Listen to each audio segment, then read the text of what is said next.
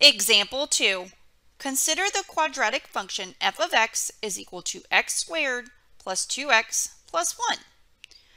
All right, we're going to do the same thing we did in example 1. So we're going to start off by finding the vertex and the x and y intercepts of the graph, and then we will plot the graph of the parabola and then identify its domain and range and where it's increasing and decreasing. We'll also talk about the axis of symmetry, and then lastly we will solve a quadratic inequality related to this function. Okay, so let's start off by talking about why this is a quadratic equation or quadratic function. When you look at the x squared plus 2x plus 1, it fits that format of ax squared plus bx plus c. Okay, highest power of x is 2, so this is quadratic.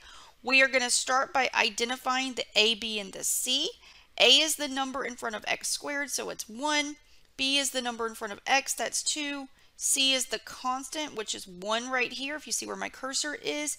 The a value is positive 1, and so because the a value is positive, this parabola should open upward. Okay, so when we graph out our parabola, we'd better have an a parabola that's opening upward, or we've done something wrong. Okay. All right, let's get started with the vertex. Okay, again, that's the central point of the parabola. Also, since this parabola is opening upward, it's going to be the lowest point on the parabola. Okay, the vertex is going to be an ordered pair. We are going to start by finding the x coordinate. We have to use the vertex formula. The x value of the vertex is negative b over 2a, so we just need to plug into the formula here. So this is going to be negative 2 over 2 times a. A is 1. Okay, so we're going to get negative 2 over 2. That simplifies to be negative 1. So the x coordinate of the vertex is negative 1. Okay, now we need to take this x value and plug it into the original function to get the y value. Okay, so here we go. We've got y is equal to, f of x is the same thing as y, so y is equal to x squared plus 2 times x plus 1. Okay, remember, you can, expand this out if you need to. This is x times x plus 2 times x plus 1. We're going to plug in negative 1 here. Okay, so it's really, if you're bad with negative signs and exponents, I highly recommend breaking down the function before you plug in a negative value. Okay, so this is going to be negative 1 times negative 1 plus 2 times negative 1 plus 1. Okay, if we simplify, we're going to get that negative 1 times negative 1 is positive 1, and then 2 times negative 1 is minus 2 plus 1. Okay, so if we combine from left to right, 1 minus 2 is negative 1, plus 1 is 0. Okay, so the y value is going to be 0 here. Okay, so the vertex is located at the point negative 1, 0. Okay, all right, so I'm going to go ahead and put this on the graph. Okay, so let's go do that. So at negative 1, 0, which is right here, this is going to be our vertex. It is going to be the lowest point on the parabola because the parabola is opening upward. Okay. All right, moving on, we have to figure out the x-intercepts. Okay, we know to algebraically compute x-intercepts, we need to set the y value equal to 0 and solve for the x values. So go back to your original function. Okay, that's up here. Okay, f of x is the same thing as y. So we're going to get 0 equals x squared plus 2x plus 1. Okay, we need to solve this for x. This is a quadratic equation. Okay, when you look at it, there's an equal sign. The highest power of x is 2. Okay, our options are to factor or use the quadratic formula. Okay, I forgot to do it in example 1. Example 1 I factored, but here I will most definitely do it both ways. Okay, so let's do factoring first. Okay, again, I'm reminding you that whether you factor or use the quadratic formula, one side absolutely has to be 0 before you either factor or use the quadratic formula. All right, so I'm going to try to factor the non-zero side here. I'm trying to write it down as something times something. Okay, I don't know if you've had a chance to review the prerequisite material. Factoring is a prerequisite for this class. That's why we're not actually spending time on it. But what for this particular format, if the number in front of x squared is 1, you just need to look for two numbers. You need two numbers that multiply to be the constant. So they need to multiply to be 1, positive 1, and they need to add up to the number in front of x. So they need to add up to 2, and signs are important here. So I need two numbers, and like I said, signs are important, that add up to 2 and multiply to be 1, okay? So the numbers here are going to be positive 1 and positive 1. If I multiply these guys, I get positive 1. If I add them, 1 plus 1, I get 2, okay? So the x squared is going to break down into x times x, and then you just use these numbers, okay? So this thing is going to factor into x plus 1 times x plus 1. You can check yourself, and you should, especially if you're shaky with factoring. If I do x plus 1 times x plus 1, and I multiply out each pair here, I should get what I started with. X times x is x squared. X times 1 is x. 1 times x is x. And then 1 times 1 is 1. Okay, so if you multiply these guys out, you get what's in the boxes, x squared plus x plus 1. And then you combine like terms. Okay, I can combine the x's, and so I end up with x squared plus 2x plus 1. That's what I started with, and so that is how this factors. Okay, all right, so once you factor, you need to take each factor. Those are the guys you're multiplying together, so we have two factors here. Set them equal to 0 and solve. So we've got x plus 1 is equal to 0 and x plus 1 is equal to 0. They're the same factor. Okay, so you really only need to set it equal to 0 one time. Okay, so if you solve here, get the x by itself, so I'm subtracting 1 from both sides, I get x is negative 1. Okay, and again, you don't have to do it twice. Okay, but what you're seeing here, these are the x-intercepts. Okay, there is an x-intercept at the x value is negative 1, the y value is 0. Okay, so there's only one x-intercept here. Okay, and this is what it is. Okay, if you go to the graph to plot this, okay, what do you realize? Well, the x-intercept, the one x-intercept, is the same thing as the vertex. Okay, so you're probably like, what? Okay, well, let's keep going. Okay, we've got to find the y-intercept. Okay, so y-intercept is where this parabola is going to cross the y-axis. Okay, I'm going to put this in a different color so it doesn't run into what we did for the vertex. All right, to find a y-intercept, I need to set x equal to 0. Okay, so we're going to go back up to the original equation, okay, which is y equals x squared plus 2x plus 1. Okay, we're going to set x equal to 0. So we've got y is equal to x squared plus 2x plus 1. Plug in x equals 0, so we're going to get 0 squared plus 2 times 0 plus 1. Okay, so this is going to be 0 plus 0 plus 1. That's 1. Okay, so you have a y-intercept. It is located at x equals 0 and y equals 1. Okay, there's your y-intercept. Okay, so I'm going to come to the graph and I'll go ahead and plot it. Okay, here's 0, 1. And then I'm kind of done with boxes because remember, I usually come back and list out the axis of symmetry after we've got the picture. And so now the issue is like, hey, we need 3 points to draw the parabola, and we've only got 2. We've gone through the vertex, we've gone through the y-intercept. What do we do? Well, you could make a table of values. You could plug in an extra x value to get a y value and plot that point, but there's actually something easier to do. Watch this. We're going to get the axis of symmetry involved. Okay, there is a use for this thing, I promise. The axis of symmetry, remember, I'm going to put it in red. It is a vertical line that goes through the vertex. So I'm drawing it in right now. Okay, this is the axis of symmetry. Okay, the parabola is symmetric about this line. So meaning if I fold the sheet of paper on this red dotted line, the right side of the parabola should lie on top of the left side. Okay, well, keep in mind the y-intercept here is 0, 1. Okay, so 0, positive 1. Okay, if I fold the sheet of paper along this red dotted line, this point, this green dot, gets sent over here to this point, okay? Because the parabola has to be symmetric about the axis of symmetry, -2, 1 is the third point on the parabola, okay? I hope that makes sense. And then you're just going to connect the dots with a U shape, okay? So here comes your parabola. The vertex has to be the lowest point on the parabola. It opens upward, okay? These 3 points are sufficient, okay? There's your parabola, okay?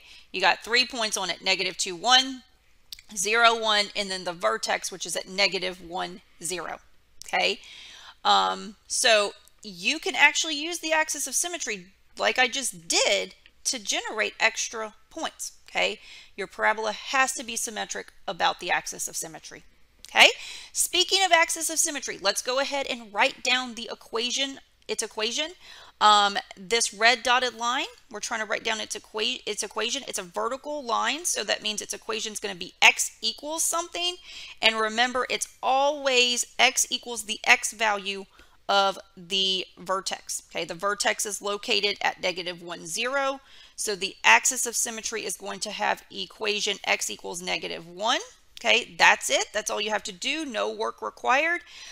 Every point on that red dotted line has an x coordinate of -1. That's why its equation is x equals -1. All right, we've got our picture. Let's go ahead and fill out domain, range, increasing, and decreasing. All right, domain. We talked about this in example 1. The domain of a quadratic equation, domain of a parabola, is always all real numbers. Okay. Remember the original function, it's a polynomial. So the domain is all real numbers, okay? The range will vary from parabola to parabola. You just want to remember to write down your y values and go from the lowest point to the highest point, okay? So the lowest point on the graph here is the vertex, -1, 0. It has a y value of 0. Okay, there's a closed dot there, so we're going to include 0, and then the graph goes up in the positive y direction forever, so it goes off to positive infinity. Okay, so the parabola covers y values of 0 or bigger. Okay, all right, so now we need to look at increasing and decreasing. We learned in example 1 that the parabola is cool because on one side of the axis of symmetry, it's doing one thing, and then once you hit the axis of symmetry or the vertex, it switches and does the opposite thing, okay? So to decide what's going on here, you are going to want to travel from left to right on your parabola, okay? So if I travel from left to right, I am falling here, okay? So I am decreasing on the left side of the axis of symmetry. As soon as I hit the axis of symmetry or the vertex here, I start rising, okay? So then we're increasing on the right side of the axis of symmetry. Okay, so over here we're increasing, over here we're decreasing. When you write down the answer, you absolutely have to use x values, okay? So let's write down the increasing interval first, okay? That's the yellow portion where this parabola is rising, okay? So it starts increasing at the vertex. The vertex has an x coordinate of -1, okay? And then after that, it's going to increase. So it's going to increase over all of these positive x values, okay? So this is where the parabola is increasing for x values bigger than -1, okay? And then over the rest of the x values, it will be decreasing. Okay, so if you look at this decreasing part, this blue segment, it's decreasing from x values of -infinity up until the vertex. Okay, and the vertex again has an x coordinate of -1. Okay, so for x values smaller than -1, which is to the left of the axis of symmetry or vertex, the parabola is falling from left to right. Okay. All right, so that brings us to part C. Okay, we're going to have a quadratic inequality. Okay, that involves the quadratic function that we're looking at. Okay, so in part C, okay, it's asking for what values of x is x squared plus 2x plus 1 greater than 0. Okay, Again, this may be tricky for you. Okay, that's why we're getting lots of practice. So when we hit section 4.5, we're almost pros at it. Okay, first thing you need to realize for what values of x? Answer must be x values. Okay, next thing to realize, x squared plus 2x plus 1. If you go back up to the top, that is our original function. Okay, x squared plus 2x plus 1 is the same thing as f of x. Okay, so if we translate the inequality, this is asking us, where is f of x bigger than 0? Okay, we know f of x is the same thing as y. Okay, so where are the y values bigger than 0? Okay, so we know the answer has to be written as x values. Okay, so what we're really trying to do here, we need to write down the x values that have positive y values. Okay, if y is bigger than 0, that means y is positive. So we need to write down for our parabola all the x values that have positive y values. Okay, so when we look at our parabola, okay, before we do that, remember, where do you have positive y values? Positive y values occur above the x-axis. Okay, so when you look at your parabola, you're like, well, what part of the parabola is above the x-axis? Well, all of it. Okay, now be really, really careful. I was really quick and I said all of it. Okay, however, look at the vertex. The vertex is not above the x-axis, it's on the x-axis. Okay, so when you look at your inequality, okay, your y value cannot equal 0. Your y value has to be strictly bigger than 0. Okay, so the parabola is always above the x-axis except for at the vertex. Okay, so I'm going to write that down. Okay, the parabola is always above the x-axis except for at the vertex.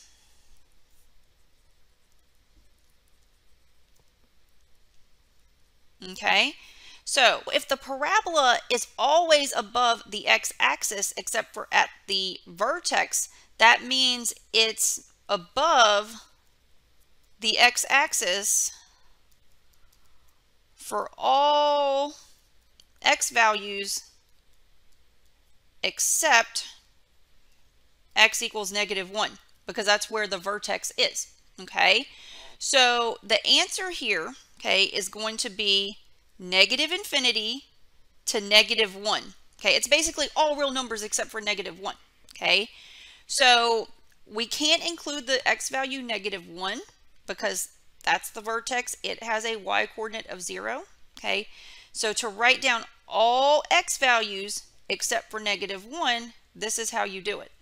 Okay, -infinity to -1, parentheses to not include -1, and then on the other side of the axis of symmetry, that's -1 to infinity. Okay, if you color coded this, okay, this interval is the decreasing part. Okay, that's occurring over x values less than -1, and then this other interval is the increasing part. It's occurring over x values bigger than -1. Okay, so over the decreasing part and the increasing part, that's where the parabola has positive y values. There's just one point that's the exception, and that's the x value of -1. Okay, so that's the answer to part C. The function or the parabola has positive y values for every single x value except for the one x value of -1.